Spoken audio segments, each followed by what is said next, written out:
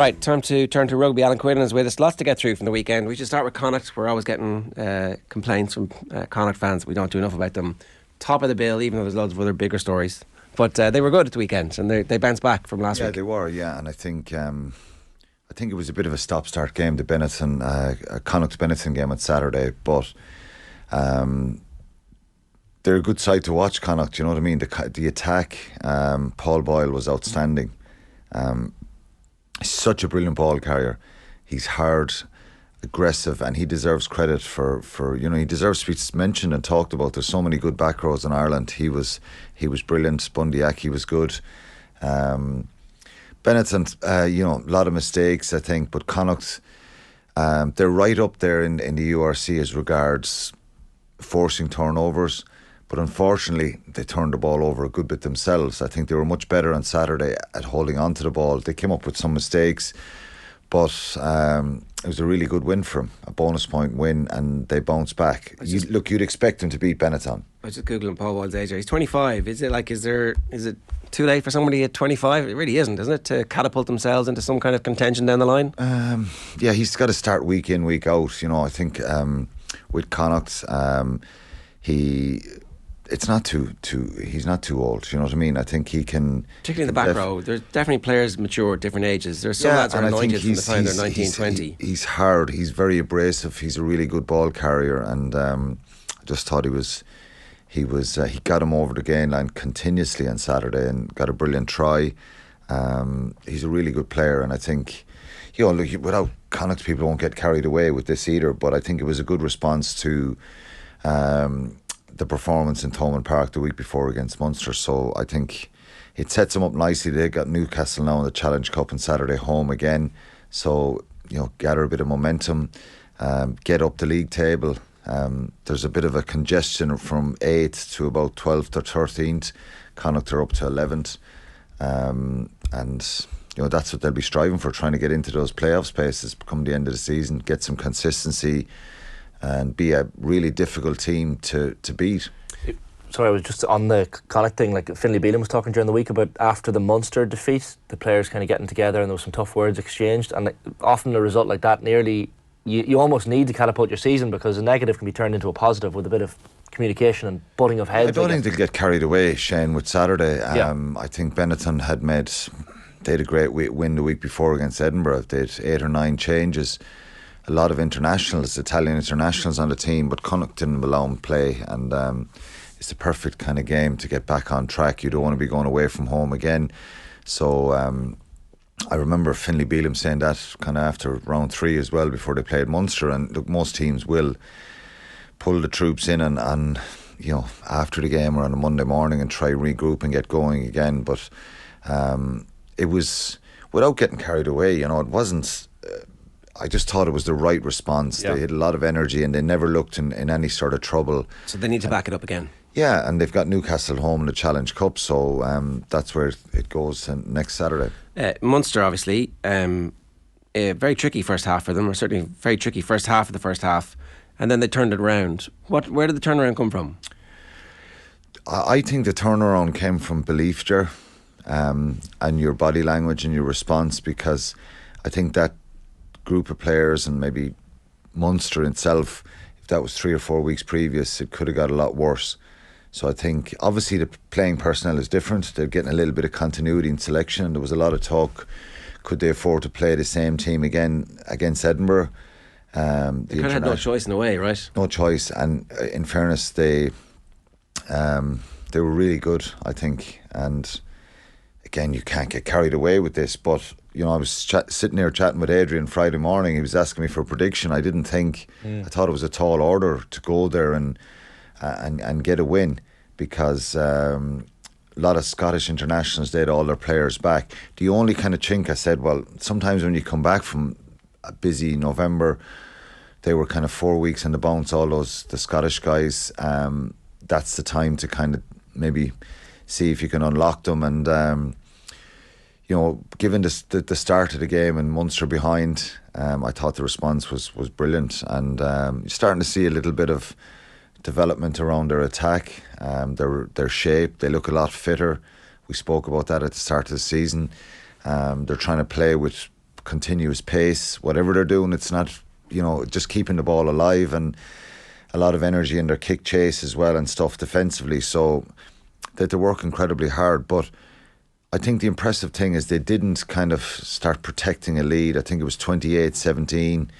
When they got in ahead, maybe 22-17 the second half, they got another try, the Carberry try. They didn't start protecting. They kept going and could have got another couple of scores. So it was impressive, and it shows that they've had a tough start to the season and got a fair bit of criticism and question marks about them, and they're not going to go and win the European Cup or win the URC, but they've given themselves a chance, because that, you think, even a normal season, if they'd started the season well, that's one that is always a really tricky one when you're going over there playing an Edinburgh side there. Good sign though, 12 points behind, as you said, 31 unanswered points off the back of it. They're mentally, look, we kind of stuck the boot into Munster for a lot of the early portion of the season, but and rightly so based on the performances, but they're going somewhere now, and mentally, to come back from that kind of I gap think is good. The biggest issue they had was the chopping and changing, and that wasn't Graham Roundtree's decision to start picking different teams each week. It was the cards he was dealt.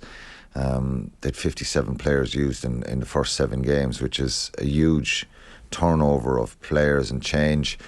So the last couple of weeks they've got a little bit of consistency and got to build a bit of momentum. And it's a nice handy run of fixtures they're staring into. Yeah, it's pretty easy. Toulouse at home, Northampton away, Leinster at home, Ulster away, Lions at home, Northampton away the next 6 games. Yeah, they're good. And it's difficult to find out a lot about yourself. There's going to have to be some sort of change along the way. The same team can't play those 6 games, and I know the internationals are going to have to get some rest in there as well. That's part of the policy. So, but they're in a better place than they were. And people, I asked a question for the podcast last week. Would they, should we look for them to make some change and prioritise Europe or the league? And the response was the league. Right. People want to make sure, if you're trying to build something, you have to be there next season. Probably being in the Champions Cup next year is a really important thing if you want to attract players and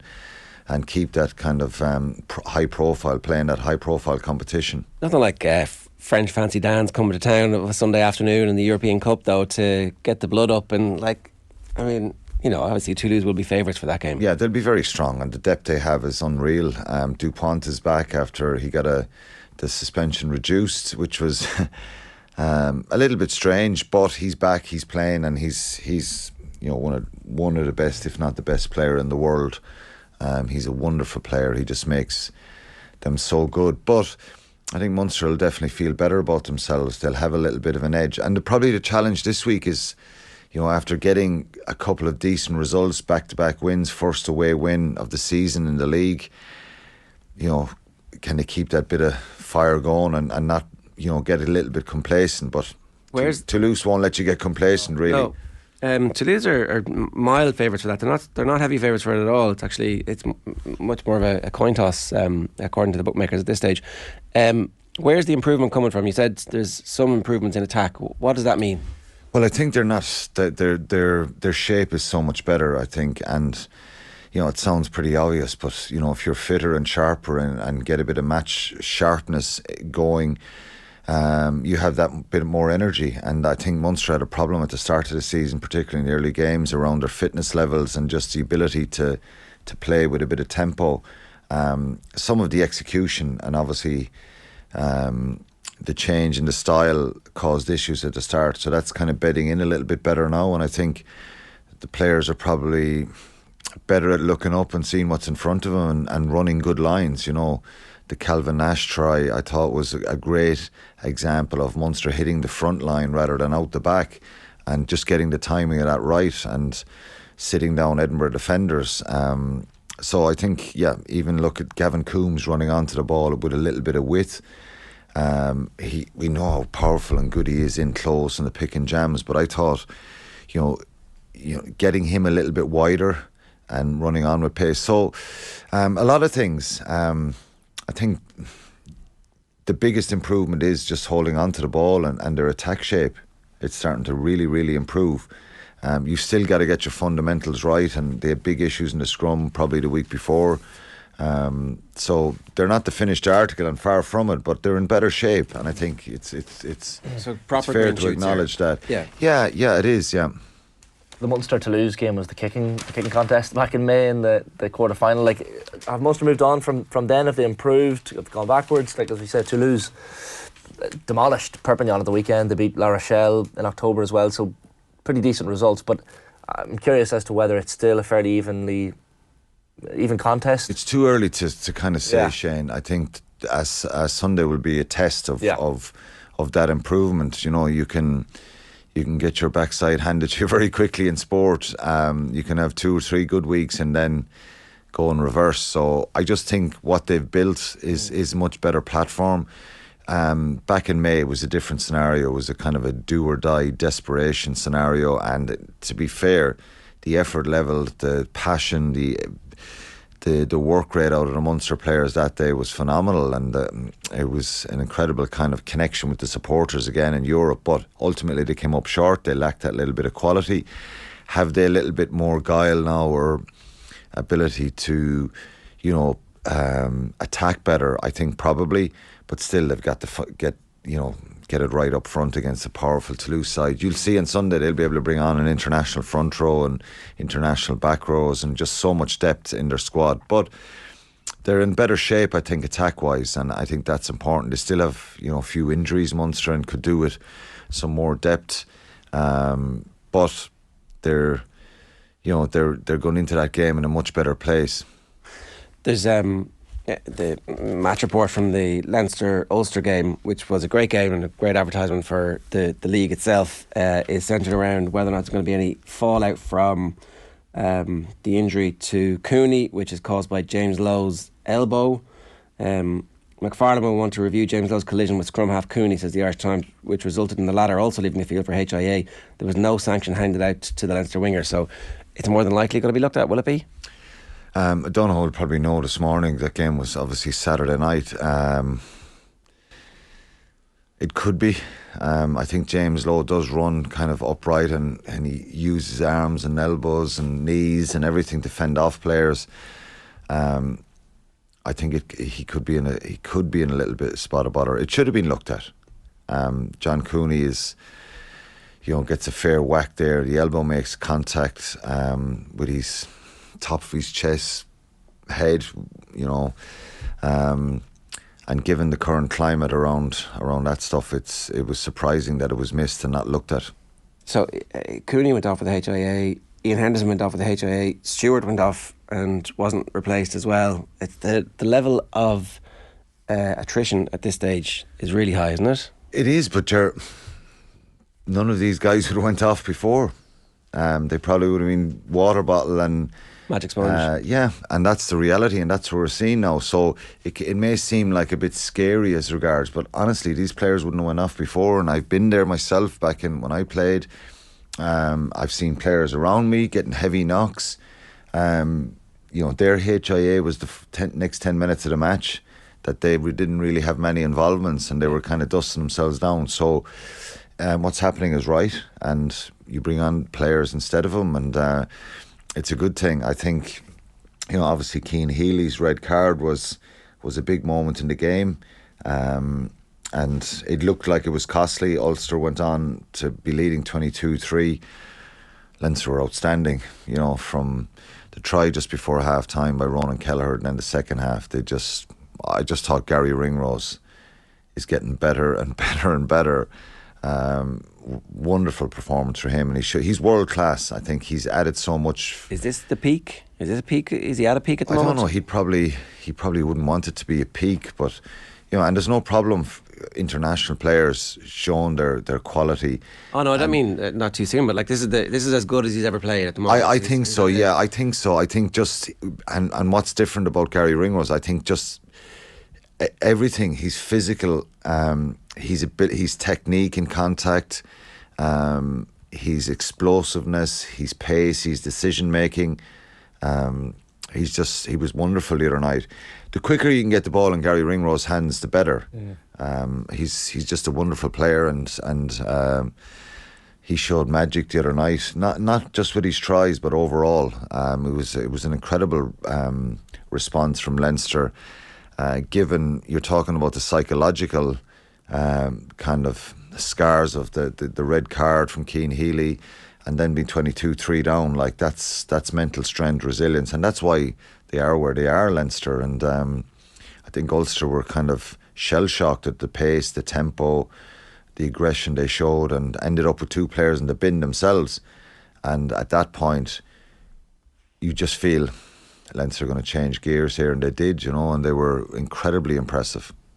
Their next 4 fixtures as well, like it strikes me Leinster fans get to see a lot of, I guess, games that aren't exactly exciting, and games that we don't see too often, like at the weekend. But Racing, Gloucester, Munster and Connacht between now and New Year's Day, which is decent. Yeah, and in terms of excitement levels. Shane, it's a bit of a crystal ball scenario with Europe. You just, it's on the day. If you know by body language of the opposition, you can, I've often been in France where you think, oh, this mightn't be so bad. It's one of the lower, non-fancied French sides, and you just meet a different beast. Racing have been going well. They've a lot of powerful players, sometimes inconsistent in the league, but when they hit the high notes, they can be very, very difficult. So that's a tough challenge for Leinster, and they have a number of tough fixtures coming up, but they're best equipped, aren't they, with the depth they have, and they have a number of players. Tyke Furlong went off, after coming on the other day. They're saying it's a bit of just tightness in one of the legs. Will Johnny Sexton be back soon? Who knows? But they've so much depth there, and I think Leinster don't need him. He'd be grand.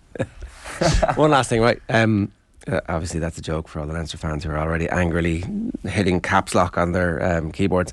Eddie Jones, today's supposed to be D-Day. Do you think we hear immediately, or if we don't hear immediately, he's staying? It may leak out. I don't know. He's kind of final meeting with the RFU today, and they go make their recommendations tomorrow, and then an announcement on Wednesday. That's what they're saying, whether he's staying or going. Will Greenwood said on the show last week that he, as far as he was aware, there was a 4-man list. Everybody else was talking about a 3-man list. I think there's a 4th. He wouldn't say it was. And then over the weekend, Warren Gatland suddenly started getting linked. I'm like, well, I'd say Will Greenwood has a fair idea of what's going on. So I think that the most likely outcome here isn't Scott Robertson straight away, that they might just get... I think the most likely outcome here is Steve Borthwick. Right.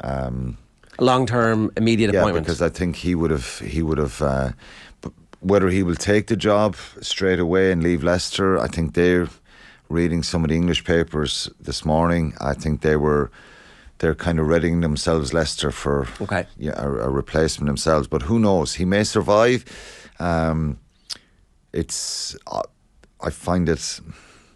I think they'll react in some way. There's been a big change over in staff, and Mike Brown has been on again. He's probably getting a little bit of revenge for being omitted and not picked a few times by Eddie Jones, but I think he's running out of road, unfortunately for him. All right, Quinny, good stuff. Thanks a million.